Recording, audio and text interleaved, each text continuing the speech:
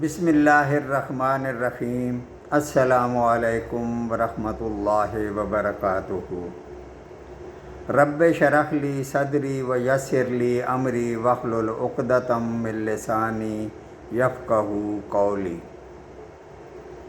ترجمہ قرآن مجید کا سلسلہ آگے بڑھاتے ہوئے آج ہم سورہ توبہ کی آیت نمبر 77 سے 82 تک کا ترجمہ پڑھیں گے۔ آیت نمبر 77۔ پس اس کی سزا میں اللہ تعالیٰ نے ان کے دلوں میں نفاق ڈال دیا اللہ تعالیٰ سے ملنے کے دن تک، کیونکہ انہوں نے اللہ تعالیٰ سے کیے ہوئے وعدے کی خلاف ورزی کی اور کیونکہ جھوٹ بولتے رہے۔ آیت نمبر 78۔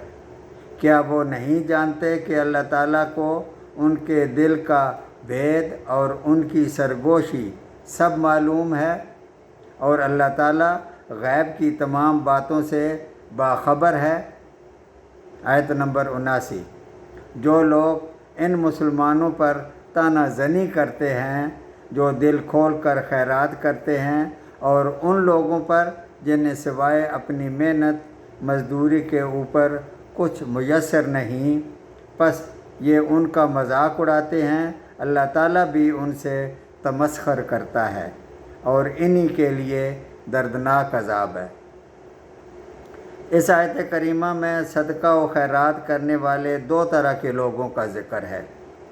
ایک تو وہ جو صدقات واجبہ کے علاوہ بھی اپنی خوشی سے مزید اللہ تعالیٰ کی راہ میں خرچ کرنے والے، دوسرے وہ لوگ جو مالدار تو نہیں تھے لیکن اس کے باوجود اپنی محنت و مشقت سے کمائے ہوئے تھوڑے سے مال سے بھی اللہ تعالیٰ کی راہ میں خرچ کرتے تھے۔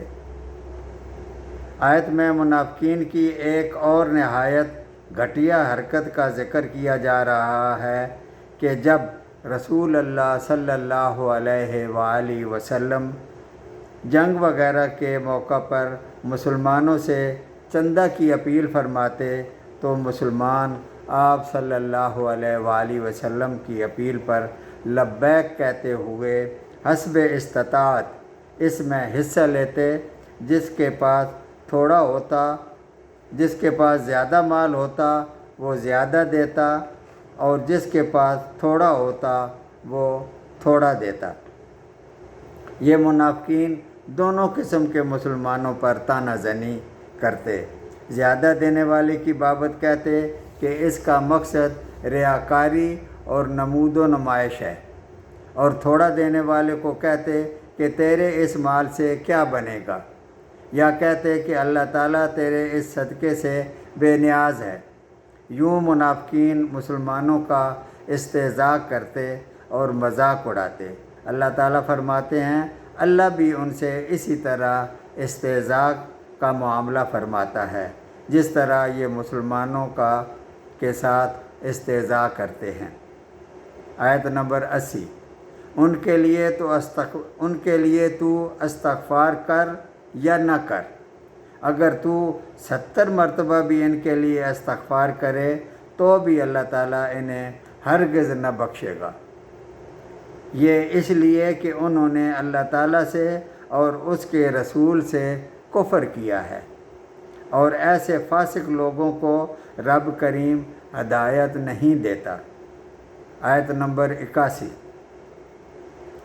پیچھے رہ جانے والے لوگ رسول اللہ صلی اللہ علیہ وآلہ وسلم کے جانے کے بعد اپنے بیٹھے رہنے پر خوش ہیں۔